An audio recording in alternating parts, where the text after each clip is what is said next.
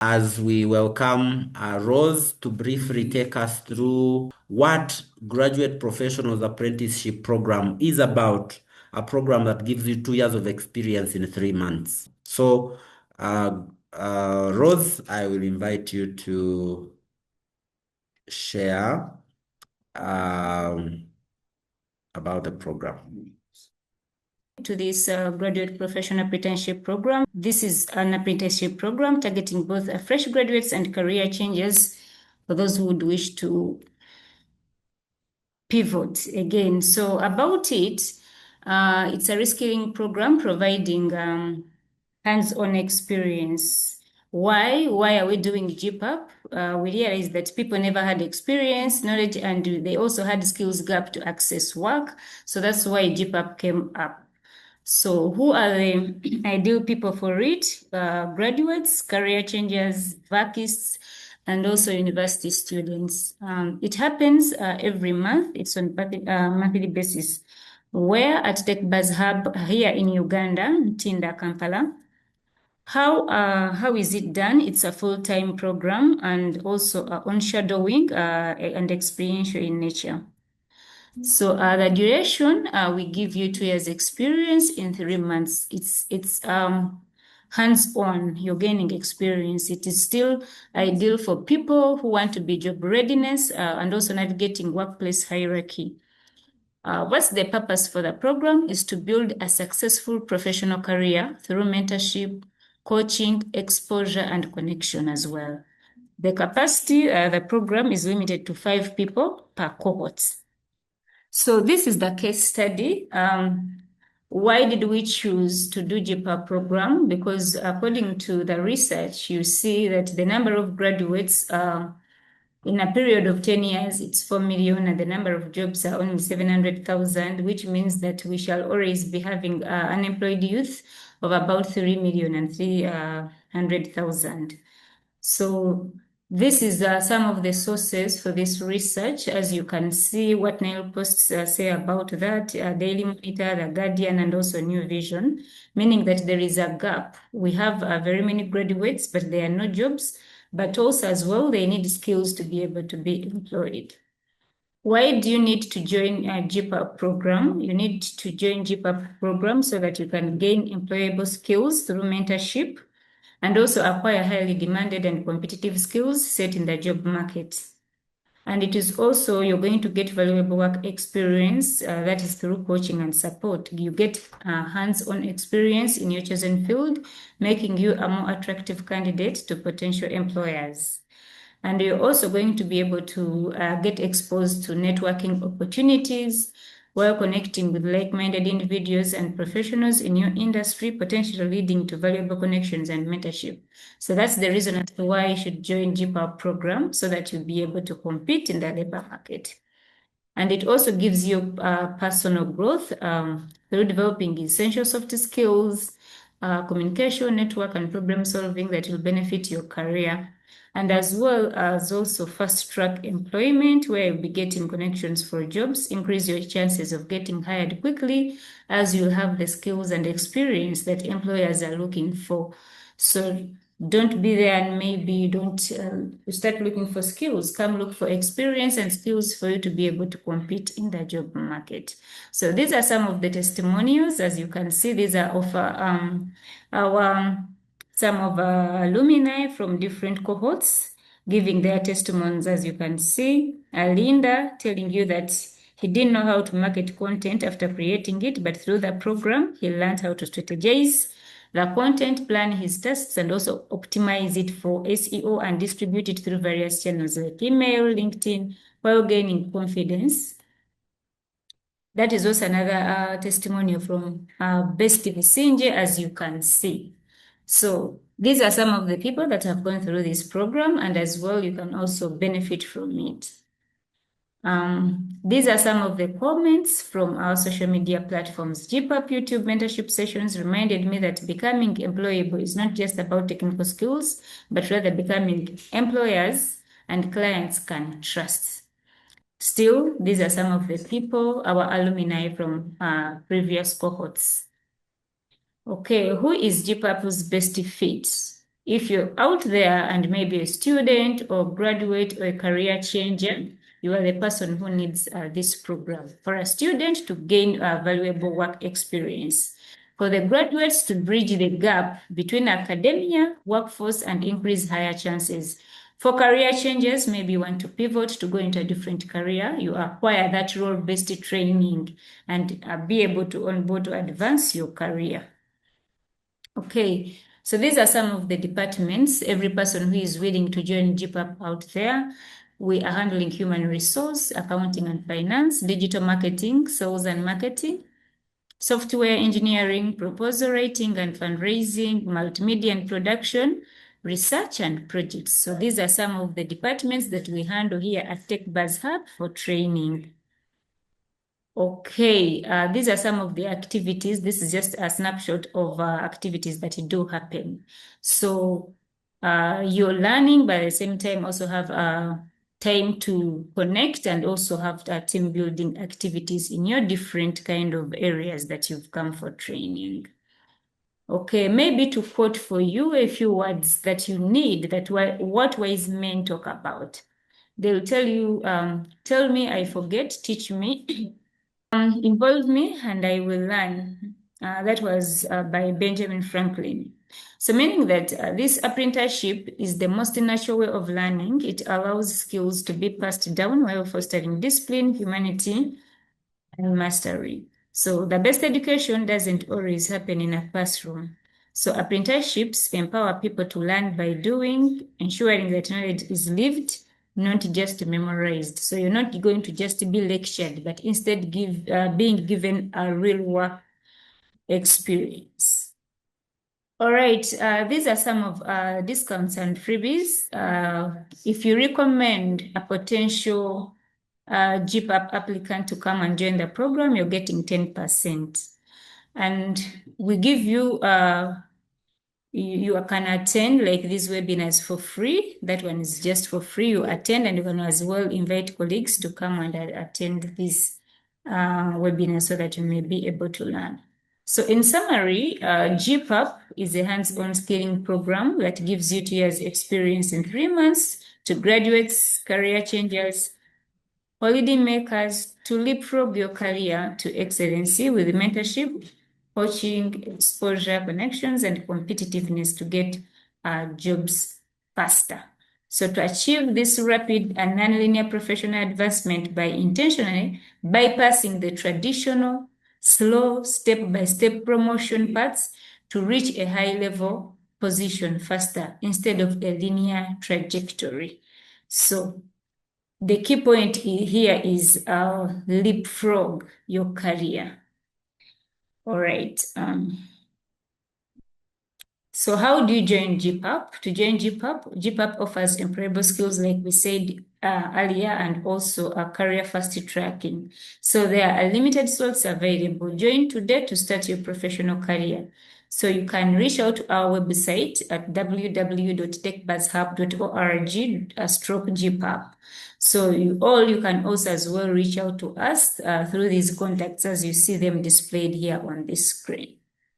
All right. Thank you very much, Rose, for that wonderful session. At this juncture, you will allow me invite our guest of the day, Jen. If you're there, you are welcome to take over the session. Hi, everyone. How is Yes. everyone doing today? So what we are going to do today is to wrap up everything that we have been going through the last 2 sessions with this session that we have today. I want to give you the confidence that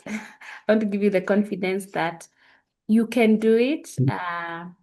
Working remotely, this is something that you can do it, and it is possible. And through everything that we went through the first session, like looking at what remote work is, where you can find it in our last session, that is what we focused on. And now we're going to look at how to manage now the remote work as a business. I know last time we talked about agencies, and what agencies are people who now have the remote work as a business. For example, like Sagan. I don't know whether I gave Sagan as one of the agencies. They are very good. They have a lot of remote work opportunities for Africans and for people all over the world. So what you do, you just make sure that you're able to filter for LATAM, for people from do they say global south? Oh, yeah. So anyway, so I want us to jump right into our presentation today. It's quite brief. So I'm going to share my screen. Let me know when you can see it. So what we're going to focus on today is, first, we have seen what remote work is. We have gotten the remote work. Now we want to manage remote work as a business. And when you say remote talent, we are talking about people like, let's say, for example, right now I'm an executive assistant, and then I get another client. And then I get another client. So let's say I have now 3 clients. I have my main client that I am working my 8 to 5. And I also have like 2 other clients, but they're just project based, or they are something that I'm doing on the side because I really want to grow in terms of the projects that I am working on, that is in my work experience, and also in the amount of money that I want to get. I also want to earn more. And the way you earn more is to get more clients. And sometimes you might get more clients, you might send those proposals, and then maybe in a week you get like 2 responses or 3 responses, and they ask when can you start, and then you are there wondering, so what do I do? I'm not able to manage all those 3 clients at the same time. So some of the things that you're going to do is to now like look for another person. I know Jane is very good in managing calendar and inbox. I know Ken is very good in managing social media. So you can hire other people. So here we are managing now our remote work or remote talent as a business. And how we are going to do it, you're going to change the way you think. You're going to change the way you think from someone who is just a worker to an operator.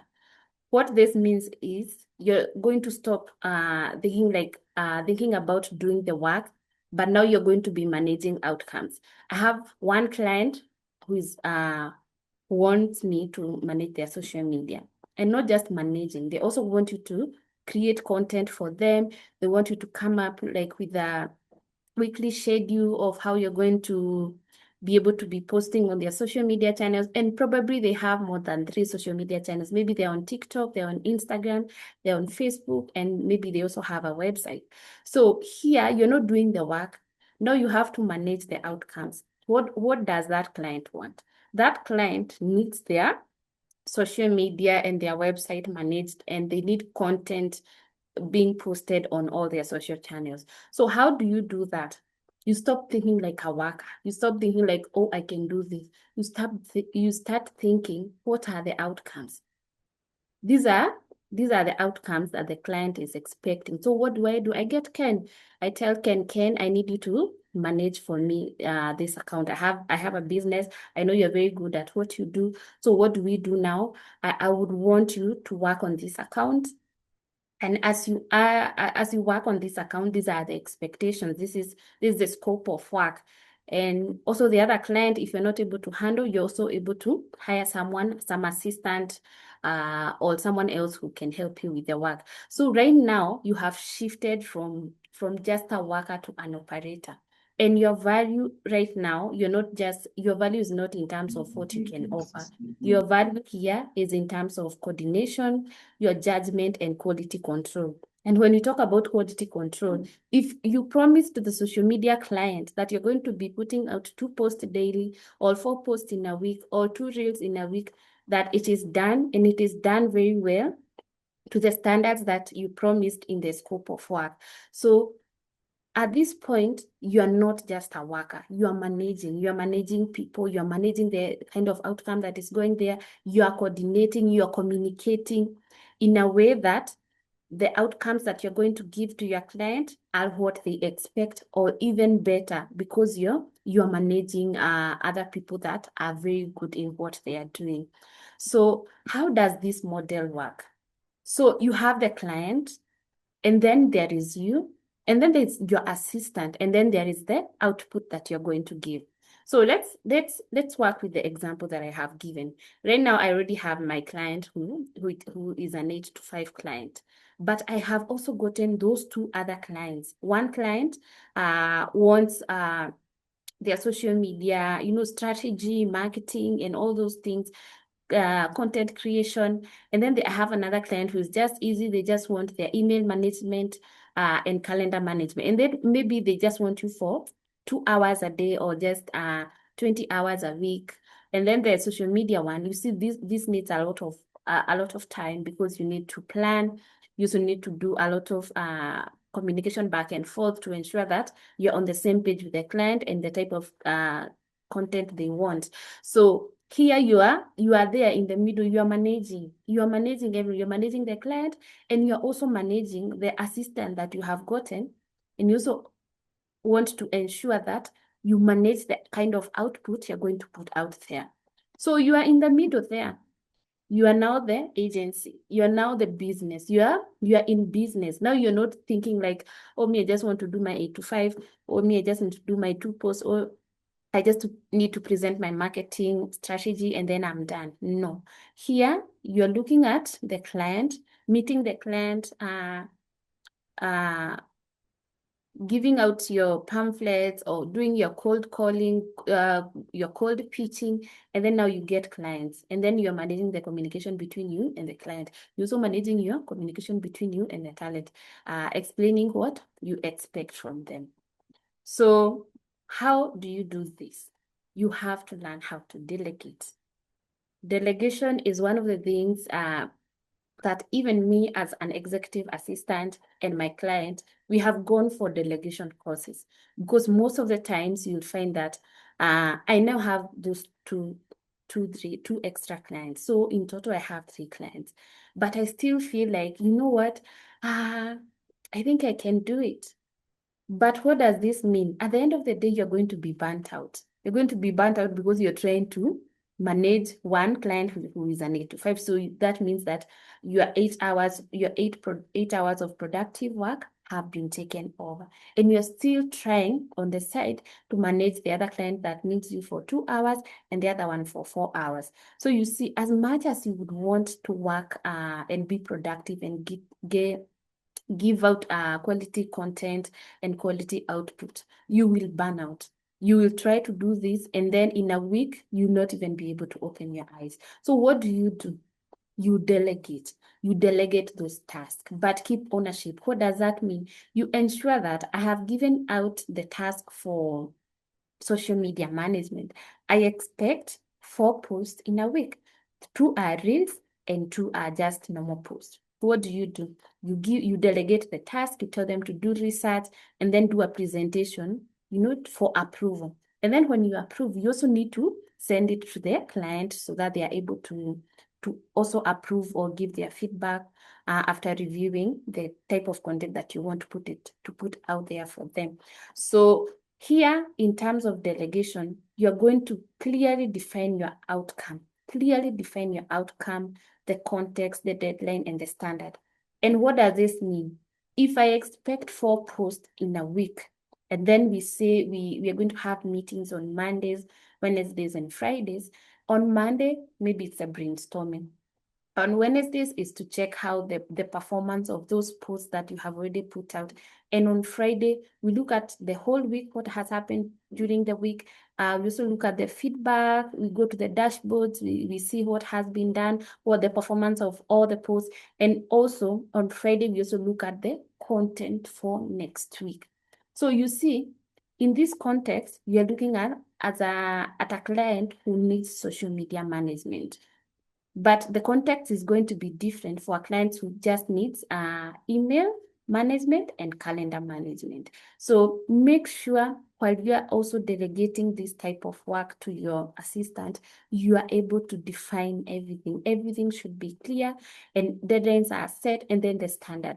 We don't want someone saying they produced 2 reels and then those are reels that maybe they were reused or they did not even they do not meet the expectations of quality outcome. So how do you delegate? You start with repeatable tasks. An example of a repeatable task is to like screening the email for any important email. Now we are talking about the client that needs email management and calendar management. So what you're going to do is start with a repeatable task, maybe just checking the email every day, screen the important emails, label them, ensure that they are not missed, and just that is easy. Like you're able to give delegated access to the email, and then you can be able to delegate that. So one of the things about delegation is if you can't train it, don't delegate it. What this means, if it is something that is very, very critical or has information that you can't share, like passwords, credit card information, and you feel like still you don't want someone doing purchases for you or doing ads for you in the social media context, then you do not need to delegate it. But delegation is very, very important. So how do you manage the talent effectively? Now we have our two clients here, and we want to run our remote work as a business. We are now an agency. We have agreed, we have already worked on getting our clients. We have our 3 clients, and we have already gotten 2 assistants or just 1 assistant, and you want to be able to manage them effectively. Make sure you give clear instructions. And then what this means is that you're able to give, like we have seen there before, that you're able to give clear outcome, context, deadline, and standard. So make sure you communicate that effectively. Ensure you also have regular check-ins, and check-ins are very important. You might feel like it's a waste of time, but in my case, for example, we have like regular check-ins. I usually meet my client on Mondays and Wednesdays, and I also meet people from my agency, and we meet like weekly. We have once, maybe I think Wednesdays or Fridays. So you see, you have to keep on regular check-ins to ensure that is your talent able to understand the task? How are they doing? And it is also a very good time when you're doing your check-ins to see if they have any blockers or they need any help. And also the other thing you are going to do after you have clear instructions on the kind of work they are going to do, regular check-ins also have simple tracking systems. And when we say simple tracking systems, we are using technology and tools that we have already learned as remote workers. We are using Notion, we are using Google Sheets, or something that is on the cloud where you have shared access, and you can always look and you're able to track and see where you are. You're able to monitor and see where they are with the kind of work that you have given. And one of the things that I have discovered as I work with other people and as I work with my clients and my agency is that most issues that you find are just because of unclear communication. For example, I'll give an example where I was booking investors for upcoming, like there were new investors coming in, but then again, the way we were booking them previously, we were just booking them in the next 2 weeks. So when the email introductions came in, I was like, okay, so we already have an SOP of how to do this, and the SOP, we are supposed to book them in the next 2 weeks. So I go ahead, I book them in 2 weeks.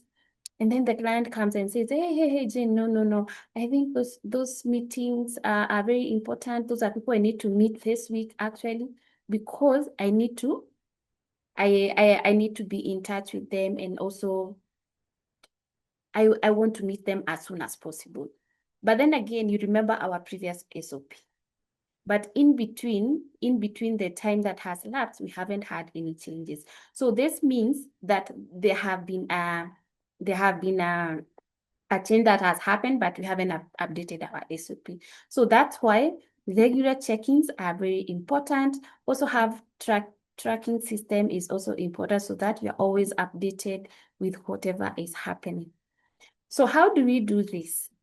We have to have systems in place, and also we're supposed to have quality control. The systems that we are going to have here in place is like trackers. Like if we say we are going to blow up the social media channels with four posts in a week, is there a place where I can log in and find those posts? Is there a place where we have shared access? That is it a Notion board? Is it an Excel sheet?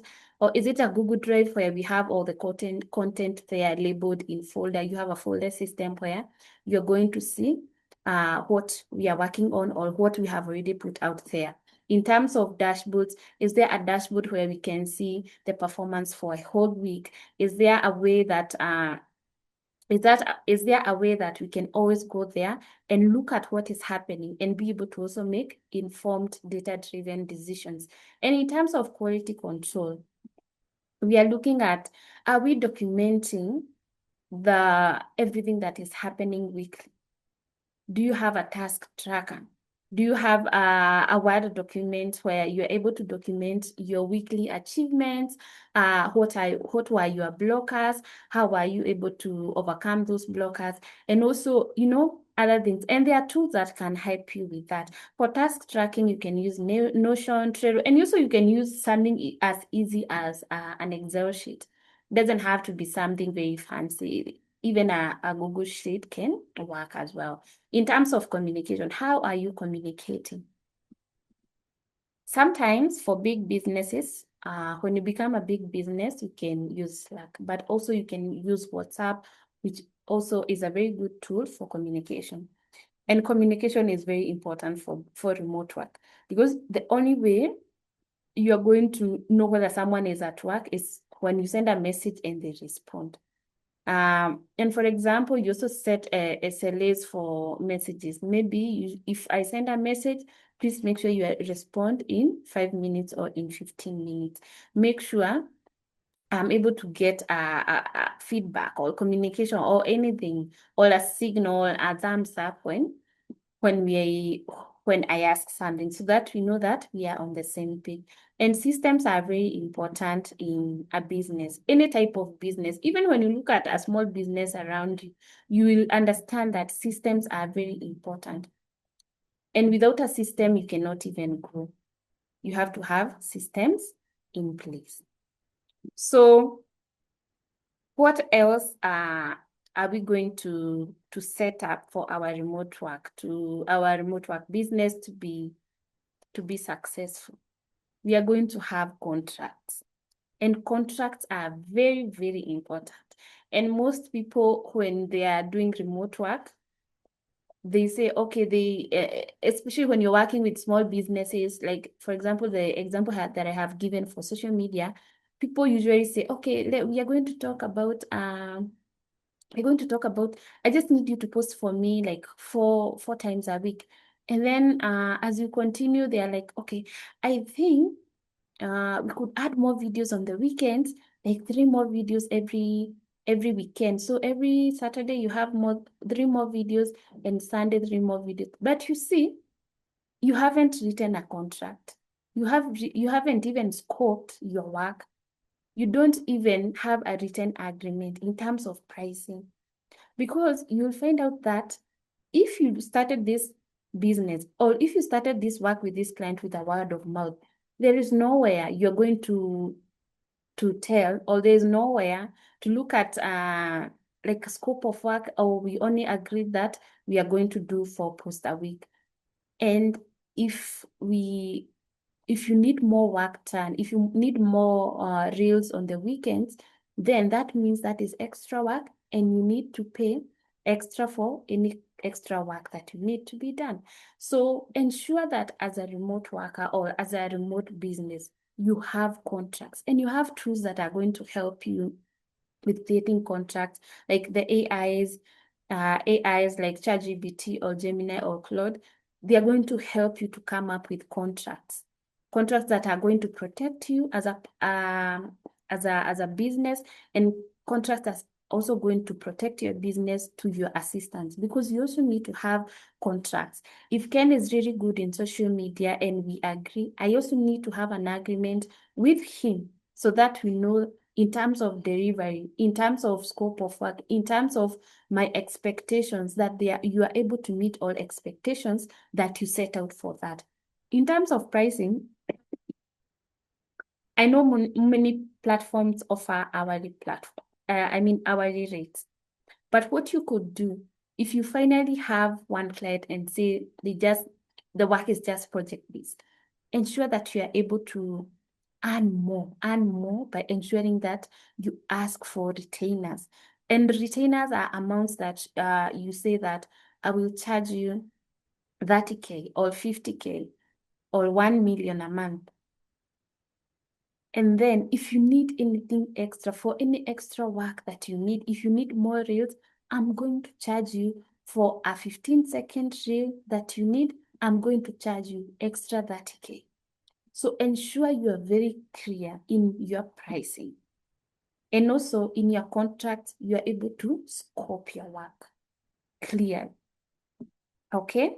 So what about scaling? We have 2 clients now, and we have 1 assistant. How do we scale? We scale by producing quality work. And when you produce quality work, that client is going to refer you. Or even when you're now approaching other clients, you're going to say, I already have like 3 assistants in my business, and I'm looking for work, and this is the type of work. This is our portfolio. This is see the projects that we have already done before with other clients. This is our portfolio. You can see our website. This is what we do. If you are in training, these are the number of people I have trained. This is where my trainees are working, or this is where my mentees are working, and this is the quality of work that we produce in our business. And so you're going to ensure that you have systems in place. You also have clients already. Make sure you have like 2 to 4 strong clients, and you have reliable team members. If there is work that is very hard, is managing other people. I'm telling you, you will agree with someone. We're going to meet at 2 p.m. and you're going to present the four posts for the week. And then at 1:30, when the meeting is at 2 p.m., they say the power has gone. Power has gone, and I don't know when it will come back. So they will not be able to come for the meeting. So let's say the power comes back at 3 p.m. You tell them, okay, when the power comes back, would you like send in, update our tracker, or update our Google Docs, or update our Notion board with whatever you have worked on? Oh, sorry, I was trying. And then they will give excuses. They will say, oh, I was trying to do it, and then my computer crashed and everything. Working remotely and managing remote team members is one of the hardest things. So ensuring that you have reliable team members is one of the key things that you're going to ensure that in your business, it is going to succeed. You have good clients, reliable team members, and you have standardized workflows. And workflows could be anything. Like, how do we onboard a client? When do we send in our contracts? Do you want to have to first work for the first 1 week and then give them the contracts, or do you want them to sign first and then you do the onboarding process and then now begin the work? So ensure that even when you're going to scale, you're scaling sustainably by ensuring that you already have clients, you already have team members that you're able to manage, and you have workflows, SOPs. Please have SOPs everywhere. They are going to save you big time. So finally, this is our mindset. We already have clients, or we already have 1 client, and we want to turn our business. We want to turn already what we are doing, our freelance work or our remote work. Maybe I am an IT support. I do IT support. And I want to turn it into a business. So we are going to shift our thinking from a freelancer to an operator. You're going to change your mindset from a worker to a leader. And you're going to change the way you think about income and turn it into a business. It is not easy. Even getting that remote gig, it is not easy.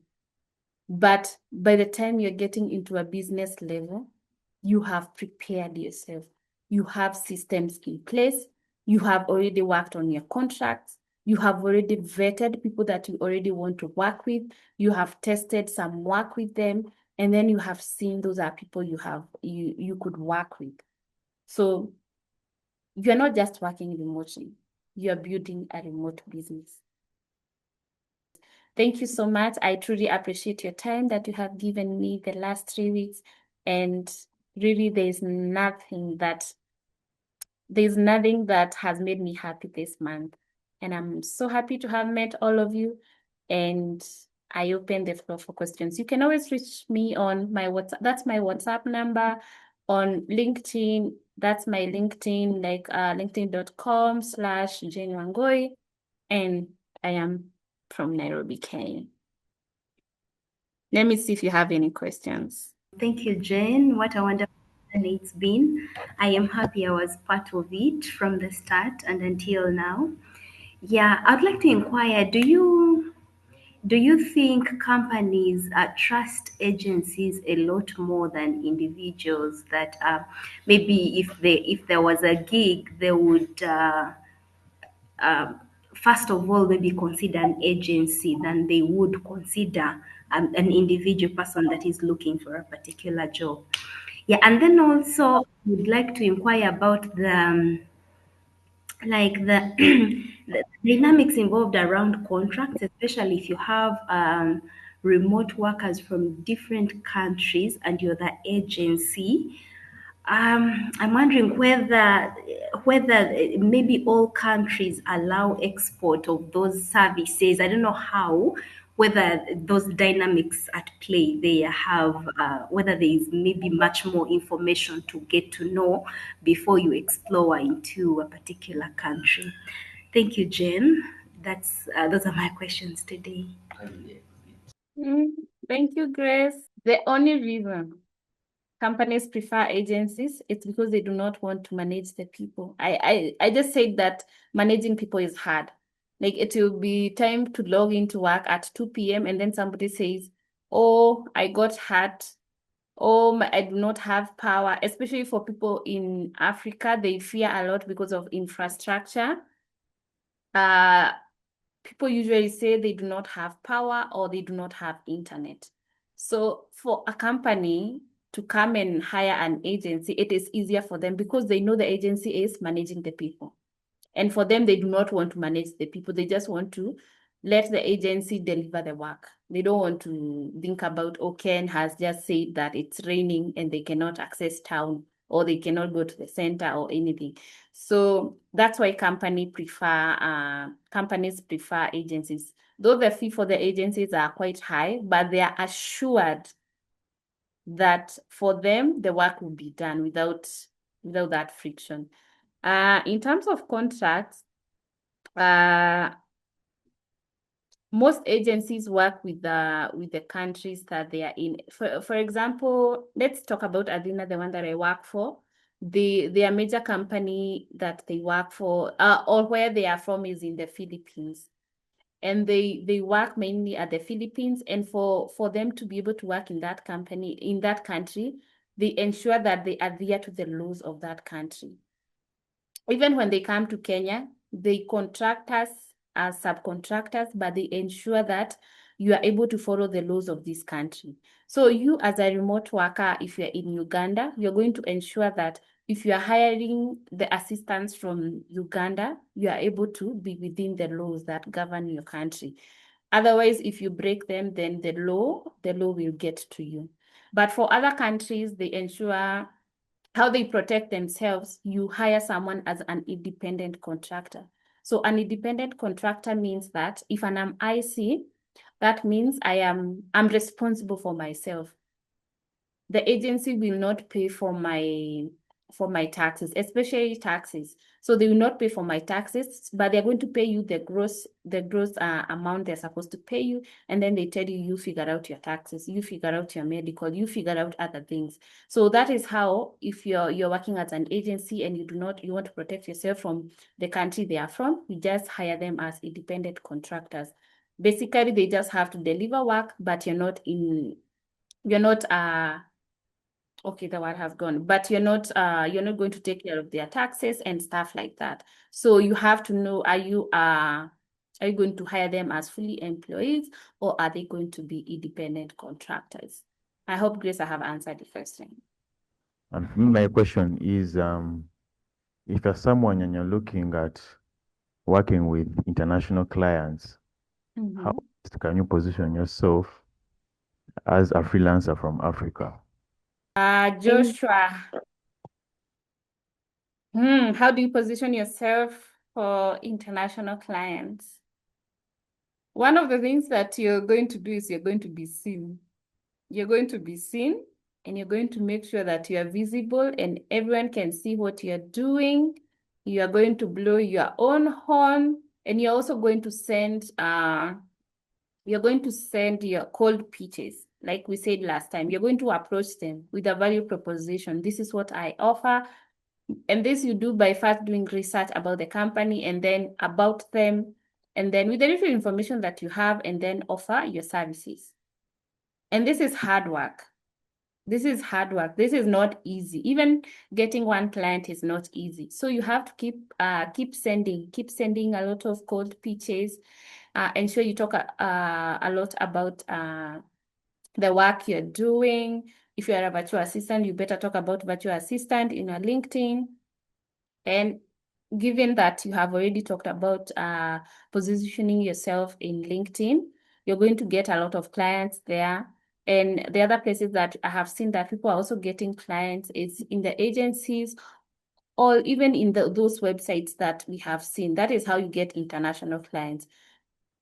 Like my first client that I got, and she was international, I got her from Facebook. And when she said what her problem was and she was looking for help, I just DM'd them and then sent them an email, and then we started talking. And it didn't happen at instant. It took like 2 months. Like I kept on following up. I'm very sure I followed up so much, and then they were like, okay, let me just get into a meeting with this one and then see what they can offer. And one of the things that they told me during the interview is that I know I have interviewed a lot of people. There are a lot of people that got me from Facebook, but the thing is the internet is bad. I'm trying to show them one of the tasks that I want to delegate to them, and they are not able to do it because their internet is very slow.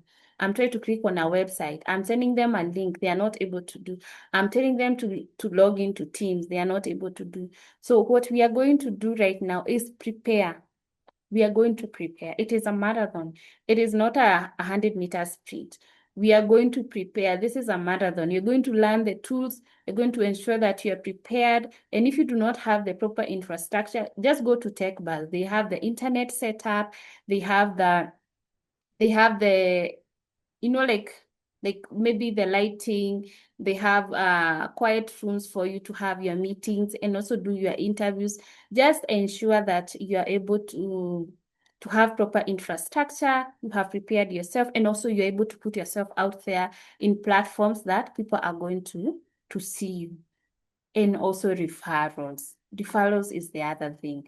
If I know Ken is very good in social media, and also I get work, or I find someone from my friend group who wants those services, I'm just going to definitely say, you just call Joshua, or just contact Joshua. He's very good. This is his portfolio. And these are the type of work he has done. So making sure that you have put yourself out there and you're networking all the time. You're going for talks like these ones, even the paid ones, even in the ones that are in your field, just to ensure that you're always up to date with whatever is happening. Yeah, so that is it, Joshua. Thank you very much, Jen. But maybe one thing I wanted to mention is Yes, Jen mentioned a lot around managing individuals being so hard. It means if you have to go and leverage on this, on such opportunities, you must prepare yourself. And one way to prepare yourself is getting a bit, you don't have to be tech savvy, but at least familiarize yourself with a few tech platforms, how to use, basic AI tools, how to use basic meeting, Zoom collaboration tools as they have been shared throughout the different sessions we've had with Jen. And become a learner. Keep, looking for information. Information is everywhere. Today, Jen has talked to us. Tomorrow, she will be talking to another group of people somewhere else. Today, we have a program XYZ. Tomorrow, there is another one. Meanwhile, Jen attended a volunteership program at TechBuzz. Today, the volunteership program is no more, but there is a different program at TechBuzz that still, gets you ready to be, job ready, whether at a distance, remotely, or physically, knowing that your work, you're being hired to actually deliver value, not to fill the gap or just fill the space or, office chairs. So it's about readiness, it's about value. So if you're not being valuable, you're really becoming a disservice. I just want to mention that Jen also offered to share remote jobs in the previous session through a WhatsApp group that we can create as TechBuzz, and we repurposed one of the groups that we already have so that she can always share through that same group, and you can use that chance to identify genuine remote jobs out there. So I want to thank very much Jen for that offer, because it really talks about the these sessions not just being about sessions, but practically coming off as after the session there are jobs being shared. So if you think you are ready, take it up, get into it. But as you get into it, just know there are many others that are also, applying for the same job. What will make you unique? How much or how best are you promising value for the person who is looking forward to hire or to hire you?